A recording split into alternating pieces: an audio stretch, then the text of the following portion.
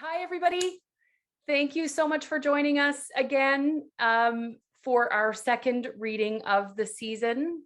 And Shoshana Freedman, S.M. Freedman, is with us today to talk about her novel, The Day She Died. And I'm really excited. I finished it a week ago. I kind of flipped through it again today because I wanted to talk about some specifics, but I'm really excited to talk about it. Before we get started, I'd like to acknowledge the land on which we are, where I am situated. Shoshana, feel free if you'd like to mention where you are, that would be great. I am in Tekaronto, which for thousands of years has been the traditional land of the Wendat Anishinaabeg Nation, the Haudenosaunee Confederacy, and most recently the New Credit of the First Nation, the Mississaugas of the New Credit First Nation. It is still home to many Indigenous peoples across Turtle Island, and I am grateful to have the opportunity to work in the community on their territory. I'm actually in Vancouver, which is the home of the Coast Salish people, and more specifically, it's the Squamish, the Tsleil-Waututh, and the Musqueam peoples. And I'm so grateful to be living on this land. Thank you so much. Before we get started, and while we wait for a few more people to join us, I would like, this is very personal, and I have stolen many great ideas from writers who've come to Junction Reads. What are you reading right now? Okay, so I'm really, really excited because I just picked this up and it's by a dear friend of mine, Sam Weeb, Helen Gone. And I'm cracking this one this week. This Nice. is one of his Detective Wakeland series, and it's been a long time coming, so I'm really excited to read it. And it's kind of he does like a noir detective, and it's on in Vancouver, kind of West Coast gritty, rain, all that good stuff. And I'm also reading, I tend to read more than one at a time when I can. And this one is a great one to match with that because it's The Mum Babes. And Oh, this is a series of short stories written by a whole bunch of different Canadian mums, just about their journey in parenthood. And it's really inspiring and it's really encouraging to kind of know that you're not alone. And one of my very dear and oldest, dearest friends is actually wrote one of the stories in here. Her name is Jillian Benke, and her story, let's see if I can remember the title, Why Didn't Anyone Tell Me? So there's a whole bunch of stories. So I love right. this format too, because I can kind of come in, read one story, and then put it down and get back to my own writing or work or what have you, and then go back to Sam's book this week. I'm really excited about. So Nice. those are I have a huge TBR pile though, and it's like, it's getting a little precarious and scary, Right. um, because I tend to, when I'm writing, I don't read a lot. I buy the books and I wait until I've finished writing whatever it is I'm writing, and then I dive into a whole bunch of reading and then, Yeah, I was just going to ask as a mystery thriller writer how it yeah. feels to read someone else's stuff, and if you do that I I while you're do, but I writing. can't do it while I'm writing usually. I mean, sometimes I'll be reading something from a friend that I'm helping give like what they call a beta read. Mhm.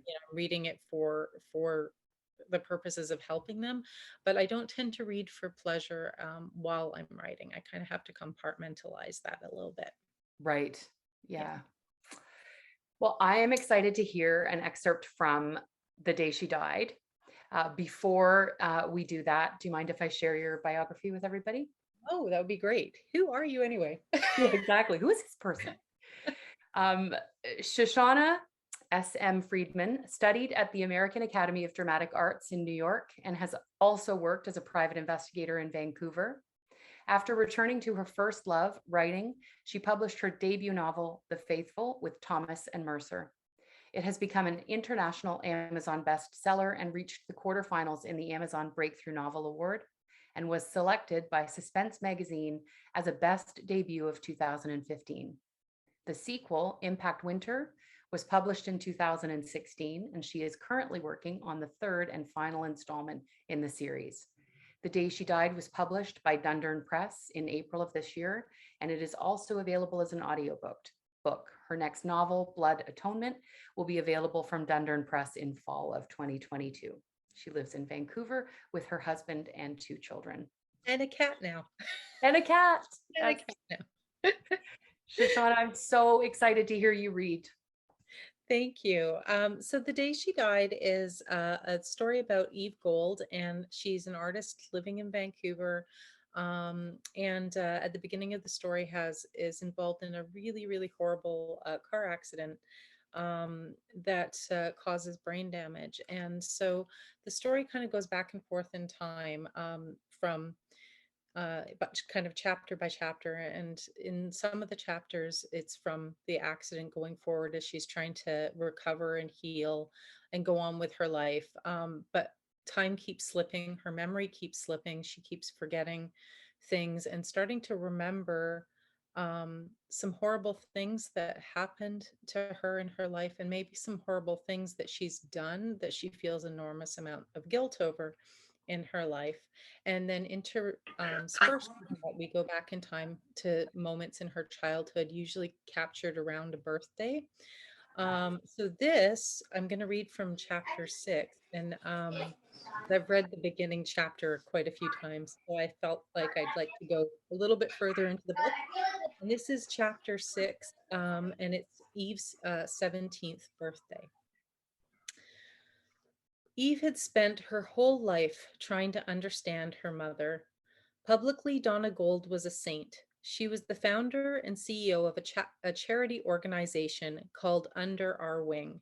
It was a coalition of lawyers, therapists, and medical experts dedicated to helping abused and exploited children. When it came to her cases, Donna had endless time and endless passion. She made regular appearances on news stations, at schools, and in the courtroom. She fought the good fight, determined to save children from abuse everywhere, except under her own roof. On Eve's 17th birthday, Donna was presenting closing arguments in a molestation case at the downtown courthouse. Eve waited in the gallery, sucking icing off her fingers. Court was supposed to break at noon, but her mom wasn't working at her usual hair trigger pace. Sweat dampened the back of Donna's silk blouse. She could practically hear the nausea in Donna's voice and doubted her mom would feel up for their lunch. She wedged a finger through an opening in the cake box and scooped out another mouthful of icing, hoping the sugar would ease her anxiety. Her mother did not look well at all. On court days, Donna always wore a crisp suit and styled her hair in a perfect black helmet. But now she looked rather wilted. Though her high heels cracked like gunfire against the tile floor as she paced, she also clutched the table for support. Watching her mom caused Eve's chest to tighten with unease. She turned her focus to the reflection of rain droplets sliding down the crimson locks of Donna's client's hair. It made her curls into a living thing like snakes coiling around her shoulders. Eve itched for her colored pencils, imagining the swift, bold lines she would draw. She'd make that hair coil from her head like Medusa, hissing and biting, and play up the contrast of red to black in the coils. Mentally setting aside the drawing, she turned her focus to the judge sitting at the head of the room. His face was heavily lined with the sagging jowls and drooping eyes of a basset hound. In her mind, Eve began once again to draw. She deepened his sad brown eyes, weighted the sides of his face with heavy black strokes, softened the tufts of hair into velvety ears, and yes, a tinge of yellow along the cheeks, and a sturdy red collar around his neck, blending into the black of his robe. Perhaps she would call it dog justice, she mused, filling in the filling in the desk below him, imagining watercolor splashes of red and white and then blue and yellow to signify the flags behind his head. Her mind was lost to her surroundings while the scene came to life before her. At the age of 6, she'd used Donna's expensive makeup in their hallway, smearing eyeshadow and lipstick into the blank wall to create a lush meadow where fairies lived with pet unicorns and rainbows danced across a velvet sky. She'd sprinkled the whole scene with Donna's gold eyeshadow to create fairy dust. Donna had been furious. "She's an artist," Button had said in her most matter-of-fact voice, the one Donna had dubbed Button Knows Best. "Buy her some real art supplies and you'll see." But it was Button who brought Eve her first art kit, perhaps so she could be proved right. There was nothing Button loved better than being right. On canvas or paper, or even on the sidewalk in front of their home, Eve gave birth to the things that lived behind her eyes. Button plastered the halls with her artwork, praising each one as masterful. Donna had a different reaction. Her eyes wouldn't rest for more than a second on a piece of Eve's artwork, as though afraid her retinas would burn. Moving away, she'd shake her head and mutter, "Well, she didn't get it from me." Lost in her own thoughts, Eve didn't know something had happened until the woman on the next seat stood and pushed past her to the center aisle, knocking a hip into the cake box and stomping on her foot. "Hey!" Eve grasped the box before it toppled from her lap. All around her, people stood to get a better view. Some pushed into the center aisle, crowding near the gate that led to the front of the courtroom. "What?" The word clogged in her throat. Her skin prickled with heat. Pushing herself up onto legs that felt suddenly wooden, she turned in the opposite direction and squeezed past the other people in her row, tripping on bags and stepping on feet as she went. The outside aisle was unoccupied, and she moved to the front of the courtroom. Every step revealed more of the scene before her. The judge's desk was empty. So was the court clerk's. A couple more steps revealed Donna's client, whom Eve had only seen from behind. Her face was a pale moon marked with the healing scabs of a drug user. Her mouth gaped open to reveal blackened teeth and a shockingly pink tongue. Another step, and there was the judge. He issued orders to the court clerk, his arms waving so the black sleeves of his robe looked like the wings of a giant bat taking flight. The clerk nodded and pushed toward the crowd forming at the gate, her meaty hands raised above her head with fingers splayed. In response, they surged forward, excitedly vying for the best view of the action. They clearly weren't going anywhere. Dreamlike, Eve moved forward until she met the resistance of the railing separating the gallery from the front. It hit her at hip height. Clutching the cake box to her chest, she lifted her leg over the railing, straddled it for an awkward moment, and then swung across. She moved past the empty defendant's table and around the bellowing clerk. "Everybody back," the clerk said. "Everybody back." Eve slipped past her, shoved through the wall of lawyers huddled like crows on a line, and came suddenly into open space. The smell assaulted her nose and sent her reeling back. Mixed in with the scent of hot bile, she caught the bitterness of half-digested coffee and the sweet tang of maple syrup, that damned maple syrup, Donna's weakness. She ordered it by the case from a supplier on the East Coast and slathered it on everything, and perhaps in reaction, neither Button nor Eve could stand the stuff. At home, the tin of syrup sat in its appointed spot on their kitchen table. Over the years, a ring of rust had formed on the yellow formica, marking its home. There was another smell, one that was horridly out of place inside the dignified walls of a courtroom. It was a septic kind of smell, acidic and feral. The first thing she saw, or that her brain was able to process, was a shoe. It was a shiny black high heel with a scuffed red sole. It lay on the gray tile as though casually tossed aside, the gel insole hanging out like a strange blue tongue. Her mind fixated on that shoe, familiar and yet so out of place, to avoid looking at the foot just inches away, at the red polish on the toenails, at the pale ankle visible through a ladder-like rip in the stocking. She wouldn't have to see the blue suit skirt pushed up to expose the bruise on Donna's thigh, evidence of yet another encounter with the corner of the kitchen cart. or how Donna's body twisted at an odd angle, her right leg curled under and her arms flung wide. And most of all, she wouldn't have to see how Donna's mouth gaped open to spill a trail of vomit from rosy lips down powdered cheek. Oh my God, Mom.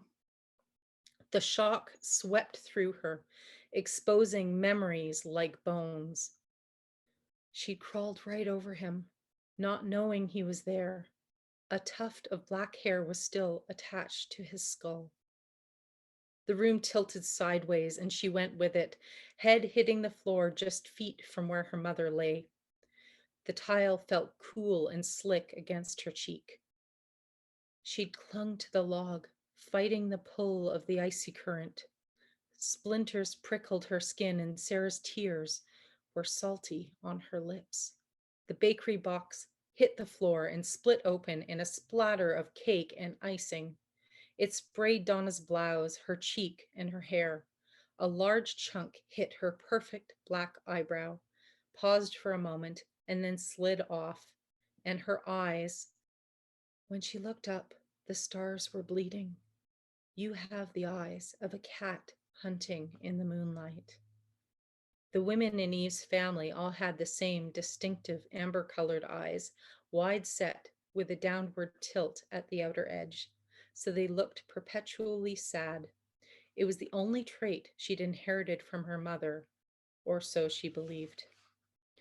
Donna's pupils were dilated, the amber swallowed by black holes.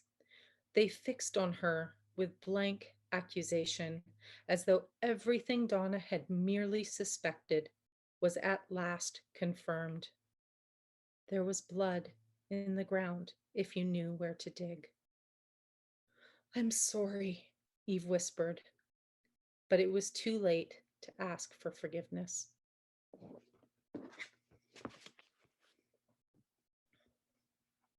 I have to unmute myself. Thank you so much.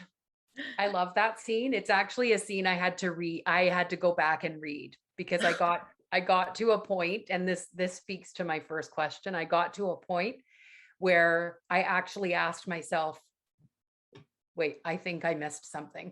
And I actually had to go back and that's the scene that I read. I love it so much. I have a few questions for anyone who hasn't joined us at Junction Reads.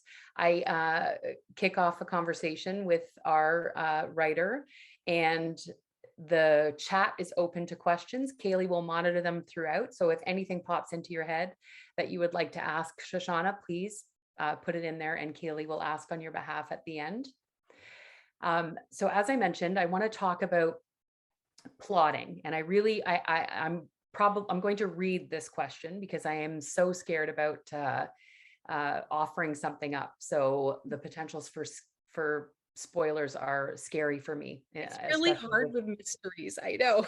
I know, especially the day she died. I feel like there are a number of different things that I can't say. And so I want to talk to you about the plotting. Every crime mystery novel relies on it, of course, the suspense, the uncertainty, the anxiety. But I feel like with The Day She Died, it's intensified with this back and forth future and back to Sarah and Eve's birthdays throughout the novel. And I want to talk about how you decided on this plot form for this novel, for this mystery thriller novel. And if you outlined or mapped it as you went, or if you wrote the scenes and then kind of put them together. A little bit of A little bit of B. So I really wanted to show, I wanted this unreliable narrator thing so that I could play with the mystery of things and add things in as I went. I tend to write, I'm getting better with each book I write about plotting it out, but I do tend to write and think in this way of jumping from one place to another when Right. I'm inspired to do so. And then sometimes I had to come back and fill in some stuff. So the present chapters are all in order. You know, Chronological you're order. kind Yeah. of finding a chronological order. I did play with the past chapters, flipping them into different locations as I Mm. was going. And once I'd finished the first draft, I kind of, what happens if I put um, her sixth birthday here instead of here, or what Mhm. have you, just to play with the mystery of it and see what would work. Yeah. Right. Yeah, I thought, I mean, it was so good. It took, there was, as a reader, I am constantly battling my writer brain and my reader brain when I read books, because I'm Totally. often going, oh, that's interesting that she did that. Yeah. But it works so well with the brain injury, right? Like with the idea of this, what is forgotten, what is being remembered accurately or not.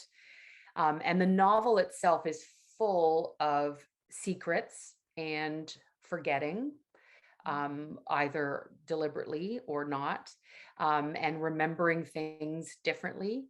And so I wanted to talk to you about the psychology of the book, because it feels like there's a psychology or psychiatry maybe of trauma and the secrets surrounding trauma. Um, and I want to talk about that, whether or not you researched, like the research of the brain injury and the research of the effects of trauma, and how those come together in this novel to feed Yeah. that I unreliable narrator. I did do a lot of research.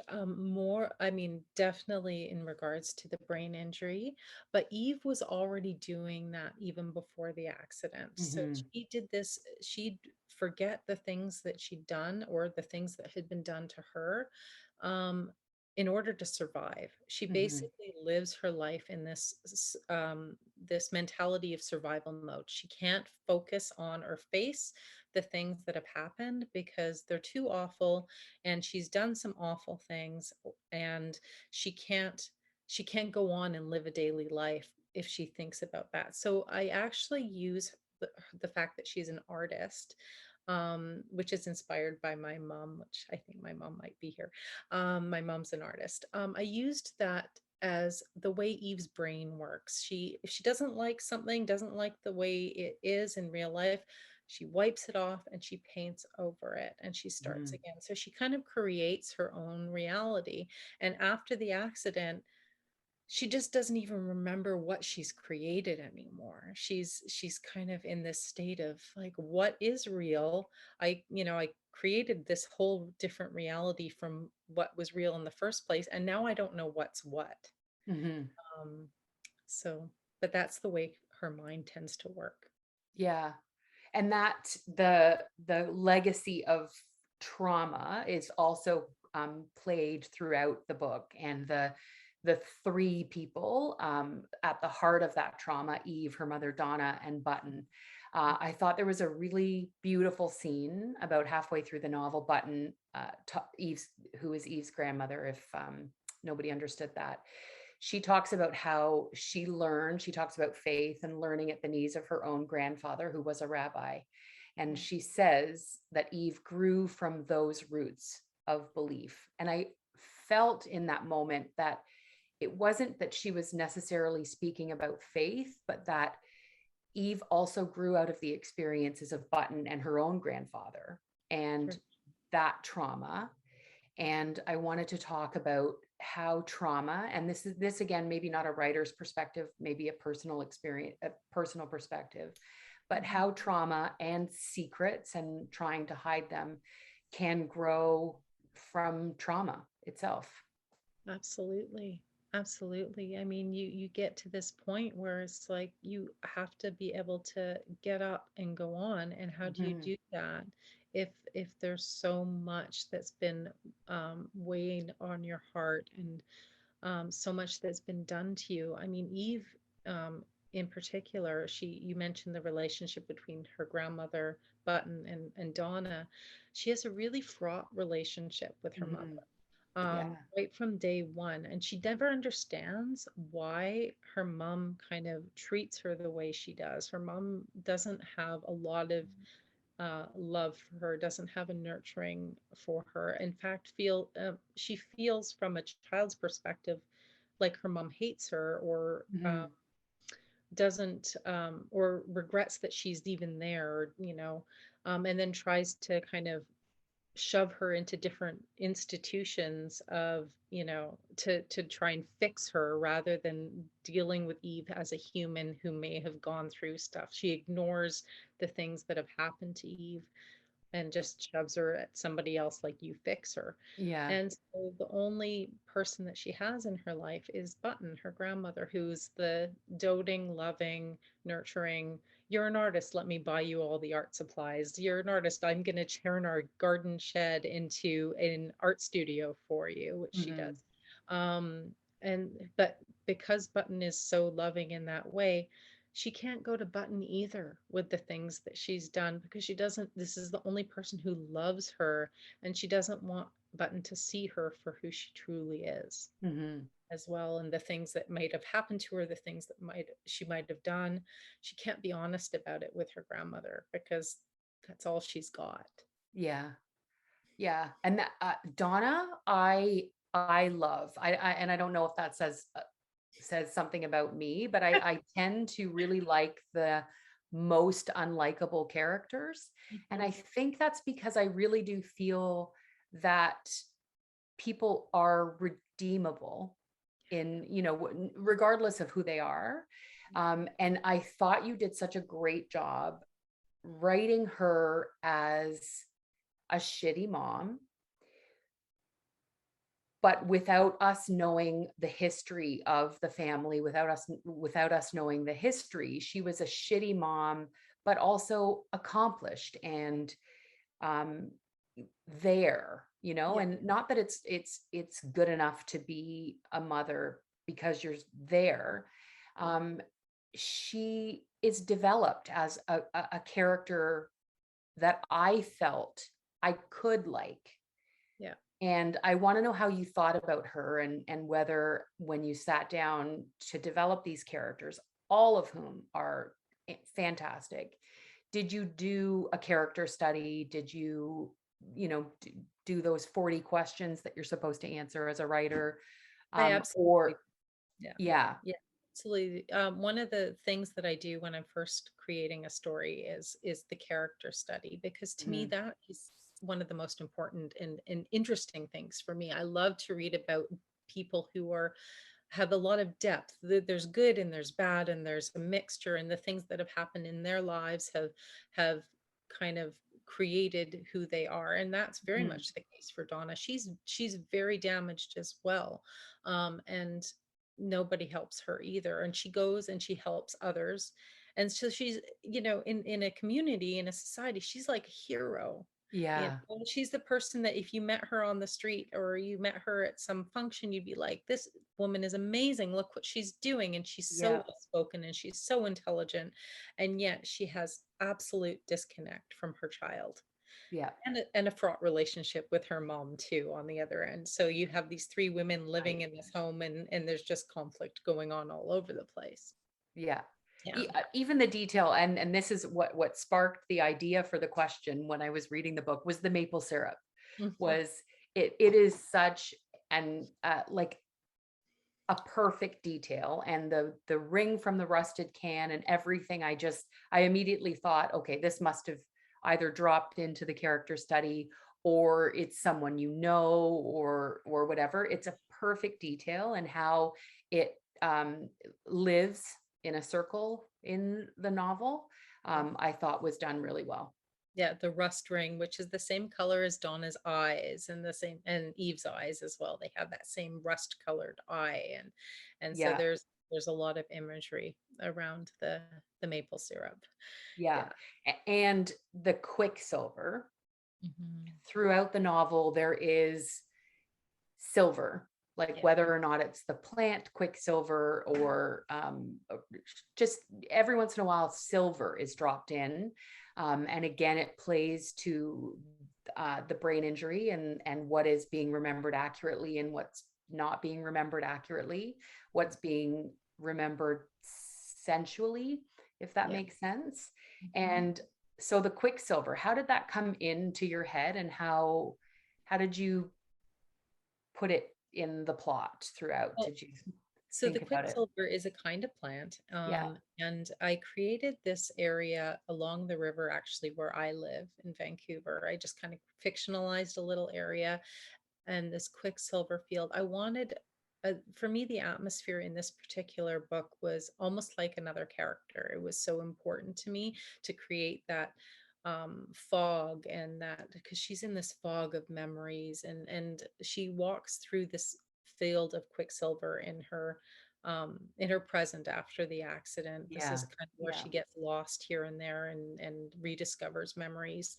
um, and this is a field that in her childhood something really horrible happened while she was playing hide and seek with it with or well, actually she was trying to escape, but they used to play hide and seek in there, and she was trying to escape from these boys that really wanted to hurt her.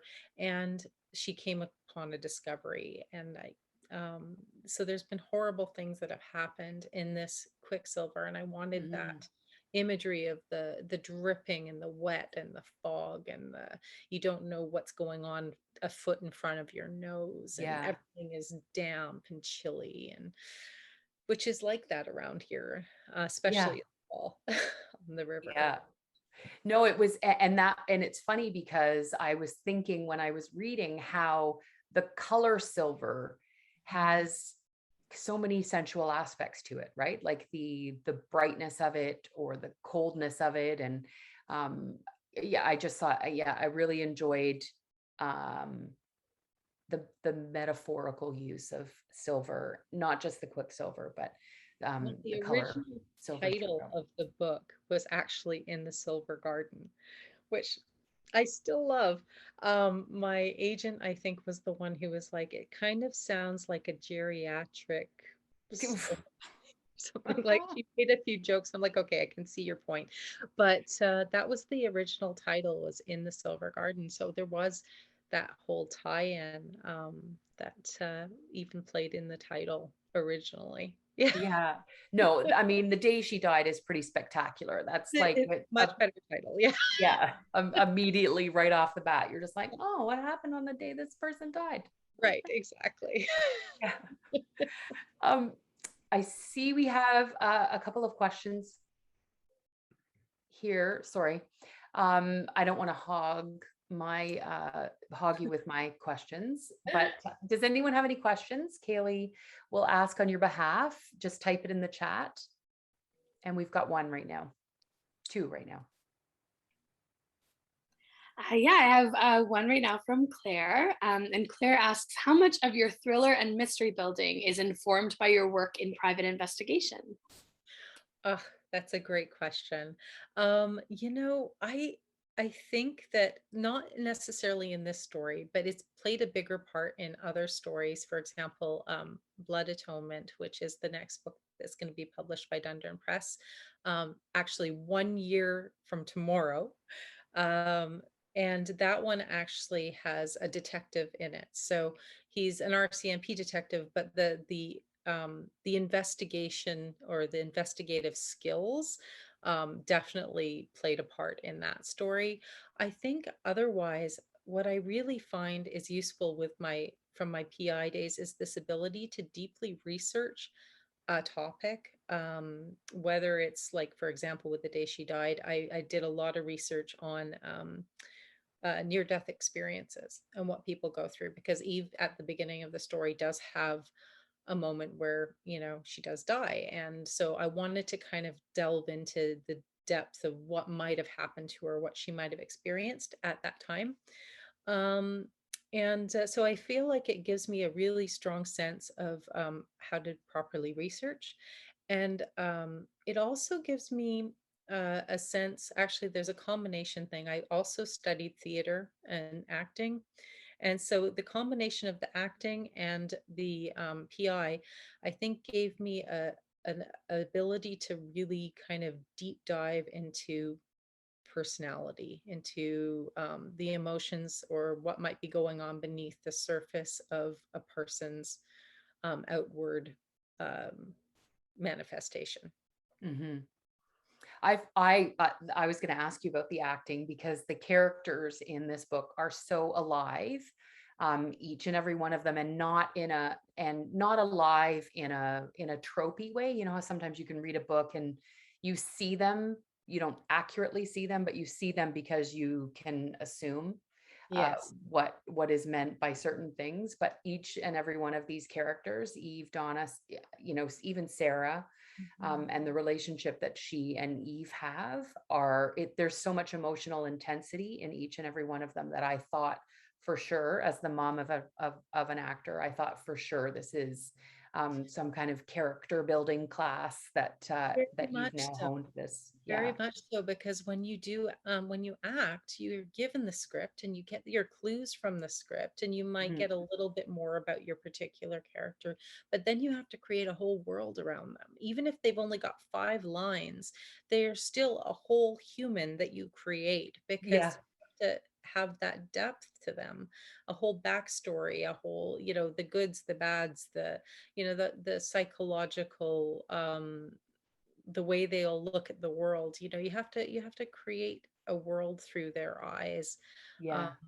and yeah, so I think that the theater, the acting background for sure, is part of what um, kind of guided me or helps me to follow that process of creating Mhm. a human, that is creating a character that is truly, hopefully, multidimensional. Yeah. And I thought, in reading your biography and how close, the publishing dates of each book are, I thought how incredibly important it would be to have those very distinct characters developed so that you don't, when you sit down to write, another book, have crossover, right? Like personality crossover You from start from one book to the scratch. other. And of course, they're all you in a way, because they're coming out from you. But I'm not an artist. I'm not Mhm. I didn't thankfully go through the traumas that Eve went through. I didn't commit the crimes or the sins or whatever you want to call it that she did either.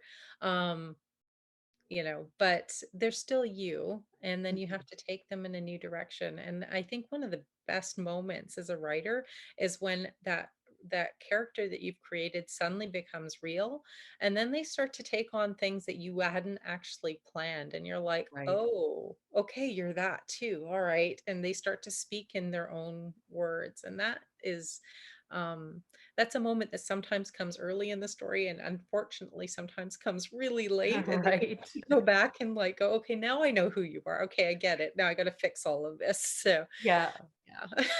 Yeah, exactly. I've got a character right now who swears a lot. Yeah, And I know that when I go back to the next draft, I'm probably going to have to eliminate at least half of the F bombs dropped throughout the book. for sure, for Yeah. sure, internalize them for for the Yeah, character. Yeah, exactly. they're still going on, but yeah. So you've got the book coming out with Dundurn next year, Yeah. and what are you actively working on right now? Are you on the third book already of the I sequel? Yes. So that's The Faithful and Impact Winter, and there's a third and final installment, which is, I believe, going to be called uh, sorry, Spring, sorry, Ultraviolet Spring. That was Okay. the word I forgot, Ultraviolet Nice. Spring. But I'm working on that. I have two other books that are written, and kind of ready to go, but not sold yet. So I have Right. those kind of waiting in the wings as well. And then I'm starting to, November's coming up, and I kind of love the whole Nanowrimo thing, Yeah. for if somebody doesn't know what that is, that's a National Novel Writing Month where people try and write 50,000 words in a month, which I don't really do that anymore, but I do kind of use November as a like targeted, get something going, get a Done. new Yeah. story going. Yeah. And so I'm doing some brainstorming and world building and character building right now on that story as well. That's Yeah. great. Can you tell us anything about the sequel or Blood Atonement? I'll talk about Blood Atonement, because Okay. Blood Atonement is definitely on its way, and the sequel is like, I'd have to explain all the books before it to get to the sequel. Right. So Blood Atonement is a standalone, and it's about a woman named Grace who grew up in a fundamentalist Mormon church sect in the outskirts of BC.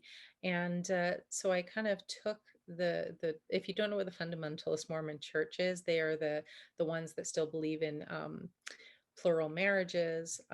Women have to be kept, they have to be sweet, they are very subservient to their husbands. There's a lot of abusive stuff that goes on as well, and they tend to live more in southern Utah, Arizona, that kind of area, but there's a sect of them in BC. And so I kind of launched off of that.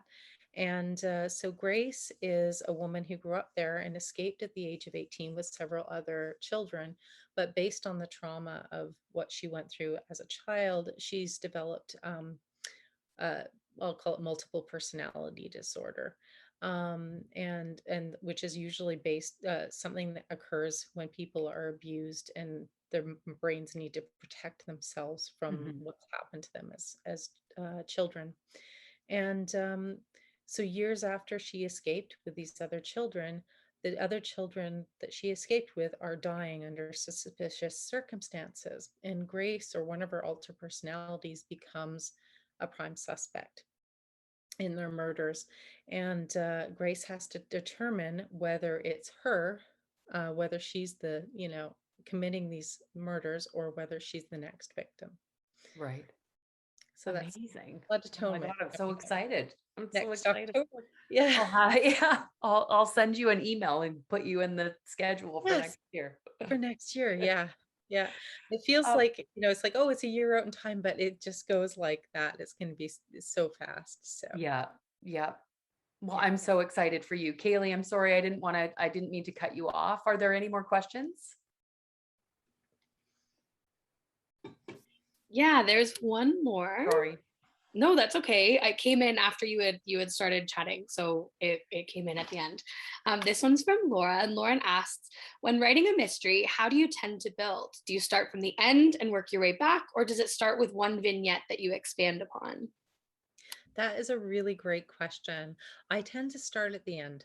I like to know where I'm ending up, and not necessarily how I'm going to get there. Most of the time, I don't really know how I'm going to get there, but I do want to know where the finishing point is. So I'll have that, and then I start to kind of plot around that. And I usually, before I start writing, I have a really solid idea of what I want to do for maybe the first third of the book, and then the and then it's all kind of wishy-washy for a while, and then I know where I'm going to end up, so at least I have somewhere that I'm kind of steering towards most of the way, and hopefully don't get too lost in the weeds along the way. Yeah, it's a great question. My mic. That was fantastic. Kaylee, are there any other questions? Sorry. So now we are going to raffle. Heather Wood, the fantastic publicist at Dundurn, has offered 2 copies of The Day She Died. Oh, nice. She's amazing. Yeah. Yeah. And so if you're here and you've read the book, you can still win, and you can nominate to have the copy sent to someone else. You can email me if you are the winner to junctionwrites@gmail.com. And I will pass the information off to Heather, and she's super fast. So you'll have that book in your mailbox sooner than you'd think. So Kaylee, let's do the raffles. All righty, got them all. I'm hiding the basket. I realized it wasn't in frame. All right, so our first winner for today is Cheryl Walker. Yay! I will DM the 2 winners. I'll DM you that email address again so we can get in touch.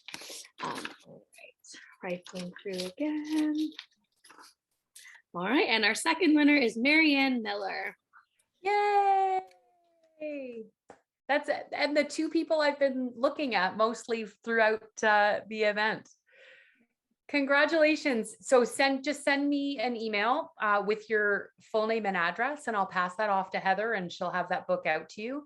And if you don't want it sent to you, it is about $10 to send it yourself. So if you know that you're going to gift it to somebody else, just give me their address and I'll get Heather to just put a note that it was from you. And that's it. Thank you so much, Shoshana, for coming. I really appreciate it. Thank you so much. It was absolutely lovely. Thank you for having me here. I look forward to having you again with Blood Atonement. That would be great. Yeah. Join us again next week. We are normally we're every 2 weeks, but next week we're back here with Jessica Moore and her narrative poem, The Whole Singing Ocean, which I just finished, and it is an incredible emotional journey, and I can't wait to talk about it with everybody. So please, if you can, come back next week and check out our full upcoming schedule at junctionreads.ca and register. All of the events are up till the end of December, so feel free to register for all of them. Shoshana, thanks again. Thank you. I really so appreciate much. it. Kaylee, thank you so much. I couldn't run this event without you, and I've meant to say this the last time, but just in front of everybody, a congratulations to Kaylee in getting her assistant publicity job at Simon & Schuster. Yay. We are going to try and not conflict with thank you with with Junction Reads, because if there's conflict, then I might lose her, and I don't want that to happen. So thank you everybody for coming, and we'll see you again. Thank you so Bye, much. Shoshana. Bye.